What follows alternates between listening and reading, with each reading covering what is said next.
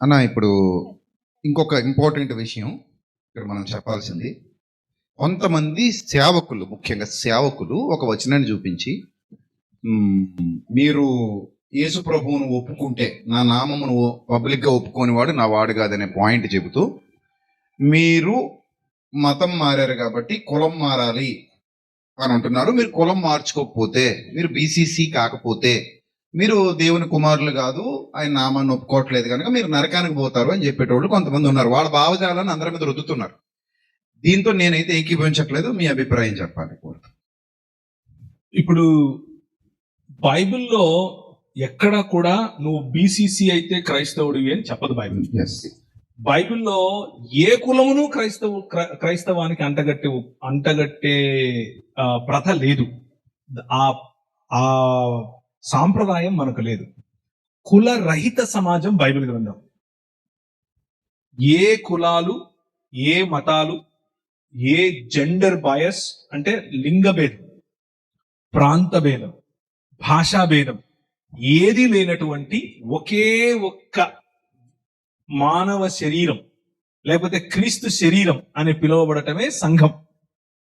దాంట్లోకి వచ్చి నువ్వు మళ్ళా నేను కులము, గోత్రము, ఫలానా ఫలానా అంటే నువ్వు బేసిక్ గా అనుసరిస్తున్నది క్రీస్తును కాదు, నువ్వు అనుసరిస్తున్నది మను. నన్ను కూడా ఇలాగే అడిగారు. నేను మా పిల్లల్ని తీసుకెళ్లి జాయిన్ చేయడానికి వెళ్ళాను స్కూల్లో. సార్ మీ కులం చెప్పండి అన్నాడు. ఎందుకు నీకు అన్నాడు. రాయాలి సార్ అన్నాడు. నాకు లేదురా అన్నాను. అటెండ్ సార్ మీరు చెప్పాలి సార్, మీరు ఒప్పుకో. నాకు లేదండి, మీకేంటి ప్రాబ్లము? లేదు సార్ పిల్లలకు చాలా ప్రాబ్లం అవుతుంది సార్ రేపు అన్నాడు. నా పిల్లలకు కదా ప్రాబ్లం, నీకేంటి ప్రాబ్లం? నేను చెప్తున్నాను నాకు కులం లేదని, నువ్వు జనరల్ అని రాయి అక్కడ అన్నాను. సరే సార్ మీ ఇష్టం అన్నాడు, రాశాడు. ప్రతిఘటించడం నేర్చుకోవాలి. తల ఒగ్గేంత వరకు ఈ సిస్టమ్ అనేది అలాగే తల ఉంచు. అలాగని చెప్పి నేను ఇప్పుడు మైక్ పట్టుకొని మీరొవ్వరు కూడా అందరూ ఇలాగే చేయండి అని నేను చెప్పను. అది మీ వ్యక్తిగత చాయిస్. ఉదాహరణకు భారతదేశంలో మత ప్రలోభ పెట్టి ఒక మతంలోనికి మార్చటానికే ఈ బీసీసీ అనే యాక్ట్ వచ్చింది. మళ్ళీ చెప్పనా? ప్రలోభ పెట్టి ఒక మతంలోని ఉంచటానికి ఈ రాజ్యాంగంలో ఉన్నటువంటి ఈ సవరణ జరిగింది. అంటే హిందువుగా నువ్వు ఉంటేనే నీకు ఎస్సీ ఎస్టీ రిజర్వేషన్ ఉంటుంది అని చెప్పేటటువంటి ఈ ఆలోచన ఒక ముగ్గు. ఆ ముగ్గులో బడుగు బలహీన వర్గాలకు చెందిన వారు క్రైస్తవులవ్వకుండా బలవంతంగా ప్రలోభ పెట్టి గవర్నమెంటే వాళ్లను ఒక మతంలో ఉంచుతోంది. ఓసీలకు మళ్ళీ లేదు, అది ఓసీలు మార్చట్లేదు బీసీసీలో. నేను రిజర్వేషన్స్ గురించి మాత్రమే మాట్లాడుతున్నాను. సో రాజ్యాంగ వ్యతిరేకమైనటువంటి ఈ పనికి రాజ్యాంగంలోనే చోటు కల్పించిన రాజకీయాలను మార్చాలి. దానికి పోరాటం చేయాలి. జరుగుతోంది పోరాటం, అందులో భాగం అవ్వండి. అంతేకాని తల ఒగ్గి మీరు అవునా అది చెప్పిందా అయితే నేను. ఒక ఆయన అన్నాడు, ఇప్పుడు నువ్వు ఒకానొక సమయంలో ఎస్సీగా ఉన్నావు, క్రీస్తును తెలుసుకున్నావు, బీసీగా రా అన్నాడు. అరే నాకు కులమే వద్దంటుంటే నువ్వు బ్యాక్వర్డ్ కాస్ట్ అంటావేంటి? నేను బ్యాక్వర్డ్ ఏంటి, నేను అందరికంటే ఫార్వర్డ్ అని చెప్పండి. పాయింట్ అన్న, కొంతమంది రిజర్వేషన్స్ అనుభవిస్తున్నారు, వాళ్ళు ఇబ్బందులు ఎదుర్కొని ఉన్నారు. ఇప్పుడు వాళ్ళకి అవి కావాలి. నేను అదే అంటున్నాను. సో నేనేమంటున్నానంటే ఇది అవసరం లేదు. అవసరం లేదు అంటే అవి కోల్పోతారు కదా. నేనేమంటున్నానంటే నీకు కులమే అవసరం లేదు అన్న స్టాండ్ తీసుకో. లేకపోతే నీ పైన జరిగిన అన్యాయానికి పోరాడుతూ అందులో ఉండు. అది జరిగింది అన్యాయం, నీ పైన జరిగింది చేయట్లేదు, మీరు కంపేర్ చేయట్లేదు. లేదు, మీ వ్యక్తిగత చాయిస్ అని చెప్తున్నాను. నేను తీసుకున్న చాయిస్ ఇది. నాకు కులమే లేదంటుంటే నువ్వు బీసీ అంటావు, ఓసీ అంటావు, ఎఫ్సీ అంటావు ఏంటి? అరే సీనే లేదురా బాబు అని చెప్తున్నాను. నేను ఓపెన్ కేటగిరీ, ఓపెన్ క్యాస్ట్ కాదు, నేను ఓపెన్ కేటగిరీ.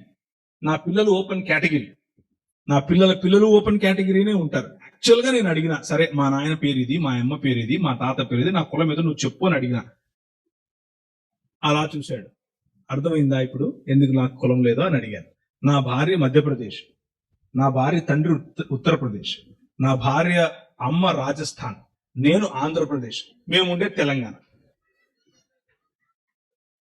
మొత్తం ఇండియా అంతా మా ఇంట్లో ఉంది, నాకు ఏ కులం చెప్తావు అని అడిగా.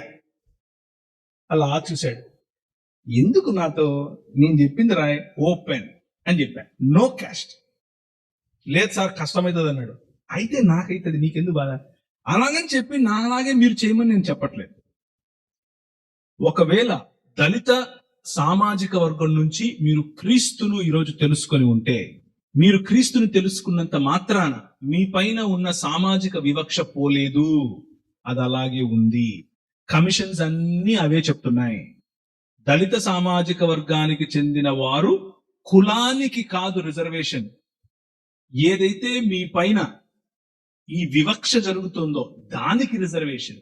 వివక్ష ఇంకా ఉంది, మీకు రిజర్వేషన్ హక్కు ఉంది. సో ధైర్యంగా అలాగే ఉండండి. దీనికి వ్యతిరేకంగా పోరాడండి, పోరాడి గెలవండి. నా నామాన్ని ఒప్పుకోలేనట్టు అని వచనాన్ని చూపించడం అనేది దీనికి దాన్ని అడాప్ట్ చేయడం తప్పు కదా. అస్సలు దానికి సంబంధం అది వేరు, ఇది వేరు. సంబంధం నామాన్ని ఒప్పుకోకపోవడం అంటే, నామాన్ని ఒప్పుకోకపోవడం అంటే నాకు యేసు ప్రభు అవసరం లేదని చెప్పడం, అవును, నేను ఆయన నమ్మట్లేదని చెప్పడం, ఆయన రక్షకుడు కాదని చెప్పడం, అంతే. ఆ సెన్స్ లోకి వస్తుంది అది. అవును. అంతేగాని నేను క్రీస్తు నమ్ముకుంటున్నానని చెప్పి ఇందులో ఉన్నందువల్ల ఇది తప్ప. ఇప్పుడు ఇంకొక పాయింట్, రాజ్యాంగం రాసినప్పుడు ఇది లేదు కదండి.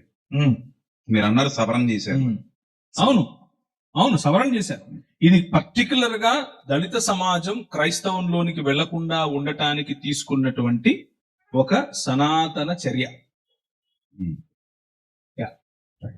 సో ఒక సనాతన వ్యూహం. ఆ వ్యూహంలో మిమ్మల్ని బలవంతంగా కూర్చోబెట్టారు. మీరు దానికి తలగ్గాల్సిన అవసరం లేదు. దీని మీద ప్రశ్నించాలి, పోరాడాలి. అసలు మతం మారితే కులం ఎందుకు మారాలనే ప్రశ్న రావాలి.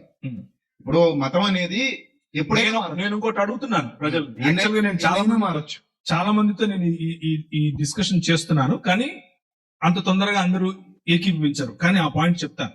నేనేం అడుగుతున్నాను అంటే, కొంతమంది అధికారులతో దీన్ని పరిగణించమని అడుగుతున్నాను. ఏమని అడుగుతున్నానంటే, మమ్మల్ని అందరినీ, ఎవరెవరికైతే కులం వద్దో వాళ్ళందరినీ ఒక కేటగిరీ చేయండి.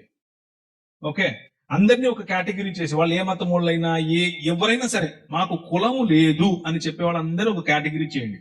వాళ్లకు వాళ్ళ సంఖ్యను బట్టి, వాళ్ళు కడుతున్న ట్యాక్స్ ను బట్టి, వాళ్ళకు ఉన్నటువంటి ఆర్థిక స్తోమతను బట్టి వాళ్ళకు రిజర్వేషన్ ఇవ్వండి అని అడుగుతున్నాను. వాళ్లకు రాయితీలైనా ఏవైనా సరే వాళ్ళ సంఖ్యను బట్టి, వాళ్ళు కడుతున్న ట్యాక్స్ ను బట్టి, వాళ్ళకున్న ఆర్థిక స్తోమతను స్థితిగతులను బట్టి ఇవ్వండి అని అడుగుతున్నాను. 50 సంవత్సరాల్లో మొత్తం కులమే లేకుండా పోతుంది దేశంలో. వివక్ష కూడా ఉండకూడదు. ఉండదు. ఎందుకు ఉంటది? ఇంకా